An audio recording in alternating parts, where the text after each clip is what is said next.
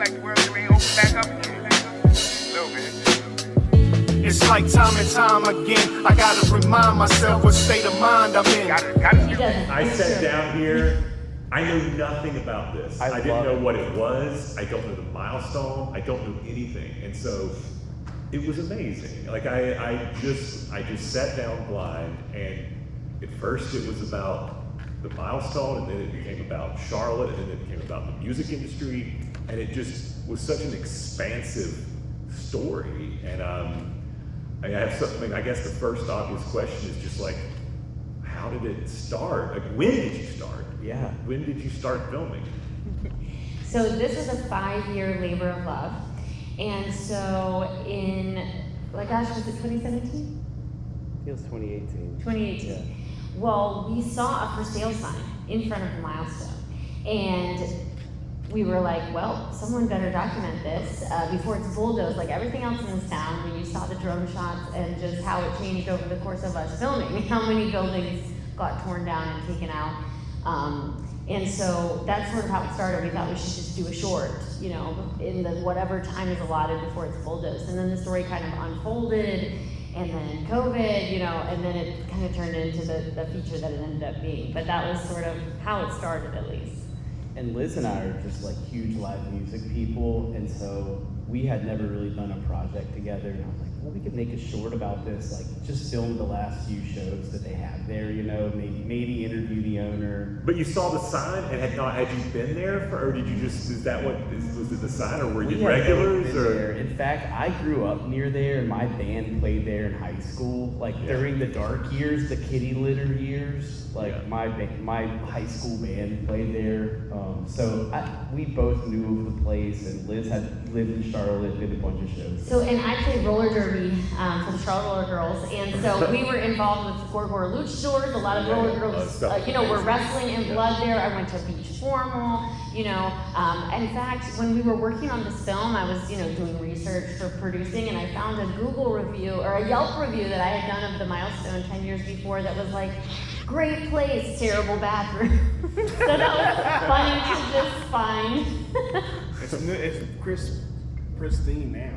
Oh, I know. You wouldn't recognize it now, but yeah, we were both patrons. It was a beloved space, and I think we both knew the power of just how, everyone's hunting for the different hidden tags and stickers, and it means so much, obviously, to the city. So what was when you started, you thought it might be a short. When did you think we gotta keep going? Well, it was so tough because Buck is a great character, and he would invite us there, give us all this access, but he was just so tight-lipped about the sale, and he almost didn't want to put oxygen into the idea that it would go away. So that little clip in the beginning is the 1 second he talked about it in a 3-hour interview about the sale. Yeah, great documentary subject. Right? Yeah, exactly. So we're this is the main conflict, and he doesn't want to address it. So it's like any real documentary, I think, when it's really happening to the people involved, really happening, not reality TV happening, they actually don't really want to talk about it. And I think that we experienced that with him, which also made us want to keep coming back. So, eventually when the property was sold and Ross, the new owner, didn't want to talk to us, he was like, I'm cool with you guys making the film, but just keep me out of it. And then when we were doing the editing, eventually Liz called me and was like, hey, we're making a film called How to Save a Milestone, and you saved the milestone. And so he was like, I'll do. We convinced him out. Yeah, he was like, okay, we'll do a little short thing. So yeah. So what's the deal now? How's it doing? What's this latest? So post-COVID, people just crawled out of the woodwork to come to the milestone, and then the film had started getting a little bit of publicity. People were sitting around doom scrolling, I guess, during COVID a lot, and watched the trailer. And from Buck's account, it's doing better than it's ever done. Any night of the week now, people are there. He's selling out shows. He is just beyond ecstatic with how people have turned out to support the milestone. since COVID. And, you know, I think for a minute he maybe thought it was like a post-COVID boom. But, you know, a lot of people watch the movie and go to the milestone. Oh, that's the first thing I want to do. We screened it for a friend of ours, like early rough cut draft, and then he drove from Raleigh to Charlotte the next weekend just to go. Oh, yeah. And I think, you know, it's easy to say, okay, we saved the milestone, it's saved, our work is done. But like anything, it's never really done, right? And these are venues that operate on such thin margins. It's just so quickly can turn into this snowballing effect. I mean, one place that we recently showed it in Gastonia, their loan was just, a fixed rate or not fixed. Anyway, the interest rate changed and suddenly his bills went from $4,000 to $12,000, and you know, it just almost went into the ground within 2 months. So, you know, anything can happen, and it still doesn't have air conditioning, right? So like we're selling merch, trying to get an air conditioning unit into there. But I think the mission, at least behind the film, is just to kind of reiterate the value of these places, because we see so often on social media, oh, this place is going to, close down. Thousands of, oh, I love that place, but where were you the last few years? You know, you weren't showing up, coming to shows, and that's why it's going away. But it's also, it's so easy to sit at home and just watch TV or, doom scroll. But there's so much value to this IRL mosh pit, right? The energy exchange that's happening from artists to, this cultural watering hole of these spaces. And once they're gone, as they said in the film, you're really gonna know it's gone, and there's no bringing it back.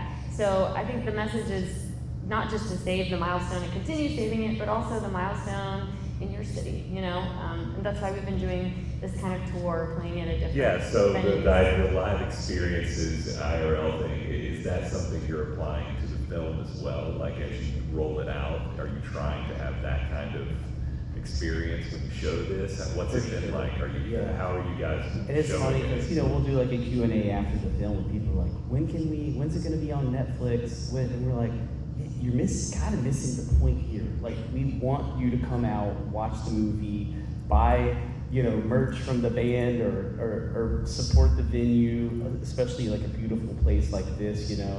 I think that like what we want to do is help lift up spaces like this, and the kind of last thing that we can do is like, hey, let's have in-person screenings, let's have conversations, let's have a local band play. We've done a lot of screenings with Andy the Doorbum, so we'll screen the film and then he'll play like a 30-minute set. It's just so powerful because you're basically like primed to absorb that message in like a really profound way. So it's been interesting because little venues in North Carolina that we had never even heard of, they're like, can we have a screening? So how do you reach out to them? How does that work? They've reached out to us, which has been cool. We did one at a record store. We did one at another historic theater in Wilmington. We're setting one up at a music venue in South Carolina. We've done a couple in South Carolina. We've done a bunch in Charlotte, smaller towns. It's just like, I think the next step for us is for helping people realize that this film is about one place and one building, but hopefully people can find the place in their community that they relate to that kind of needs analog support. Yeah. And just like you said, a couple of years ago we kind of envisioned this, having a bit of a DIY tour, if you will, and bringing people out to these independent spaces that are really like endangered species these days.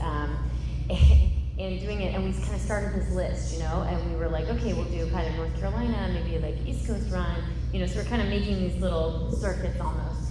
But even within, a year from starting to make that list, 20% of those venues closed their doors. So it just shows how really imminent this threat is, and how, and we've just been so blown away because we're not necessarily event planners, it isn't a challenge. And I'm kind of stressed out, tickets and what to do about this. And then once the screening happens, it's just been so moving to interact with people and hear everyone's story about the milestone. And it's hard to even encapsulate, but even just a small group of 15 or 20 people, it was just I was really blown away by how much people really care and were inspired to, like support that movement. And you have shown that with Milestone. Yes. Yeah. A few In fact, times. it was kind of interesting because Buck and these guys, they were into like making the movie, but at the end of the day, I think they were like pretty skeptical still that we were gonna do it justice. So we screened the very first time the movie was played was at the Milestone. It was just for like the employees. When was that? Is that a year ago or 2 years? We did that in It was spring of 2024. Yeah. Okay. And then we did the world premiere in the fall of 2025, and then just slowly started like chipping away at doing screenings since then. Yeah. But we did the first screening there. I think we've done maybe like 4 or 5 screenings at the Milestone total. And it's always fun, but that room is small. There's poles in there. You really only see like 50 people tops. So it's been fun doing it in there, but Yeah, that was our kind of before even the world premiere, we did it for all the people in the film, which is pretty nerve-wracking. Are they gonna like it? So many people are passionate too about the history and really take ownership of it that we're like, will they be happy with how we, told this story? And it was, there were tears, it was incredible. But a couple of people, this is kind of interesting, a couple of people have tried to make a documentary about the Milestone before. And 2 of the people died. So Neil said, exactly. So Neil, in the film, told us there's a curse and you won't live to see this movie happen. And so we're so there's a movie in that. until our world premiere, but we survived. So I guess he broke the curse. What are you working on? Anything new? What are you guys up to next? It's so funny you ask that because we, I think we just put so much into this film. Like, I just kind of feel like we left it all on the table here. On the field, yeah. And it was a complete labor of love. Every night, just me and Liz out there, her doing 5 jobs, me doing 5 jobs. Basically, like, some nights friends would have come out and help us, like, bring us water, hold lights, whatever. But it was really, like, such a labor of love for us. And we're just now starting to, like, talk about doing something else. And we're flirting with an idea of doing, like, a short film about an artist that we both really like. And we've been talking to her. So it was a crew of 2. It was a crew of us. So Yeah. how does it work? How is it split? Who operates the camera? Who does the sound? How do you do it? I did camera and sound, Liz did everything else. So you're asking the questions? Yeah. Yeah, most of the time. We're and we had an editor also. But yeah, it was. Well, that's amazing because a lot of his interviews look very well lit. You would not think it's a 2-person crew. They're very And nice. honestly, I just don't think it's such a small space and access. Like, I think us doing it the way we did was kind of the only way to do it. And it's one of those things that I think more people may have like kind of scared people off. Even Buck maybe would have been like annoyed if we were coming in with like a big crew and he hated wearing a mic. We're just like, It wouldn't have happened. It was a full crew. So I think a sound guy would have probably been run out of that place. So. And it's right next to the road. Or a sound girl. Yes, or a sound woman, yes. But yeah, I actually grew up going to shows at Tremont Music Hall. That was and then when I heard they closed, I was like totally heartbroken. Yeah. That was a few years before. Well, thank you for bringing it to Ashboro. Yeah, so happy to be here. Yeah, I was like totally entertained the whole time. Really, it feels like a rock show. It's fast, it moves, it's exciting, it's vibrant. I thought it was great. I'm so glad you Thank stuck you for the around. Thank you. Yeah, so thanks. Sweet. And Awesome. so we took a picture, sneakily during the front, but it was kind of amazing. This theater being more than 100 years old, and then the 100-year-old building of the Milestone on the screen at the same time. So a little meta moment. There you go. Yeah, and anyone watching this, we are going to be doing more screenings. And Anything coming up or anything you want to... Eventually, the film will be on streaming. Most likely, it'll be on Amazon, iTunes, Google Play. So it will be available. We're hoping later this year, but we just wanted to give people like the chance to watch it in person. Yeah. Cool. Awesome. Thank you. So good to meet you. Yeah, I'm so glad you fun. stuck around. It was Dude, I awesome. wasn't gonna leave When are you that. headed back? Tuesday. Okay. Yeah, we're gonna. Look like the world ain't open back up again. A little bit. It's like time and time again. I gotta remind myself what state of mind I'm in. Gotta